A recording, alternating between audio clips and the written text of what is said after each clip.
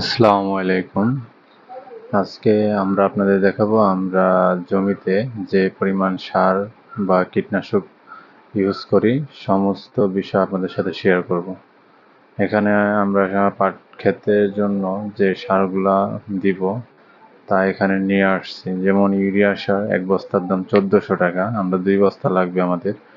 Sulphur ১ কেজির দাম ১১৫ টাকা, এগুলো আমাদের লাগবে ২০ কেজি। তারপর সিতারা, এটা আমরা কলার বাগানে দেবো, এই জন্য একটা নিয়ে আসছি 400 ml, যার দাম 700 টাকা।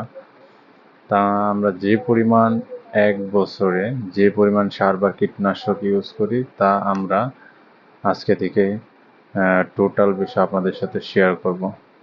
আর এখানে মোট যে পরিমাণ সার ওষুধ আছে এখানে তা হচ্ছে ৫,৫০০ টাকার, আর ভাড়া 50 টাকা গেছে।